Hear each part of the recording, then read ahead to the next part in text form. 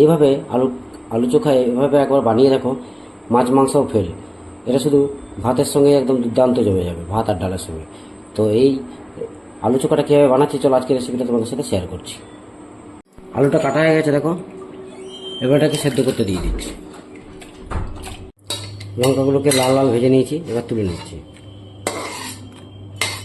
এবার এটাকে হাতে করে গুঁড়িয়ে রাখবো ঠান্ডা করে। তার সাথে এবারে তেলের মধ্যে অল্প একটু পেঁয়াজ দিয়ে দিচ্ছি, আর তার সাথে সাথে দিয়ে দিচ্ছি স্বাদ অনুসারে লবণ।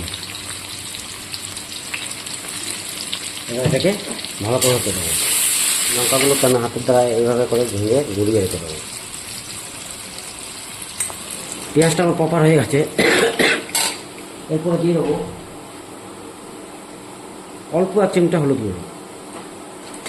হলুদ গুঁড়োটাকে একটুখানি চালিয়ে নেবো। তারপরে দিয়ে দিচ্ছি আলুগুলোকে দিয়ে কিছুক্ষণ নাড়িয়ে নেবো। তাতে কী হবে, আলুর মধ্যে যেহেতু সেদ্ধ করেছিলাম যে জলটা ছিল, সেই জলটাও আউট হয়ে যাবে। ওই জন্যই এর মধ্যে দিয়ে কিছুক্ষণ নেড়ে নিই। অ্যাড করে দিচ্ছি ধনেপাতা কুচি, আর অ্যাড করে দেবো চিলি ফ্লেক্স, মানে যেটা শুকনো লঙ্কাটা ভেজে রেখেছিলাম সেটা গুঁড়িয়ে দিয়েছি, এর মধ্যে অ্যাড করছি। এবার নামিয়ে নেব।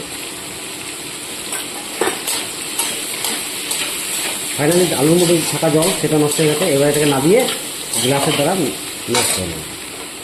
ফাইনালি নামিয়ে নিয়েছি। এবার এটাকে গ্লাসের দ্বারা এইভাবে চটকে নেব। ফাইনালি আলু দিয়ে আমি ম্যাশ করে নিয়েছি, আর দেখো আমার চোখা প্রপার রেডি। এবার এটাকে সার্ভ করা যাবে। এই ধরনের চোখা থাকলে না, ভাত ডালের সঙ্গে মাছ মাংসও ফেল হয়ে যাবে এই ধরনের চোখা থাকলে। চলো এবার এটাকে সার্ভ করবো। দেখতে পাচ্ছ। Thank you everyone. ভালো লাগলে অবশ্যই ভালো মন্দ ফিডব্যাক শেয়ার করবে বন্ধুরা। চলো।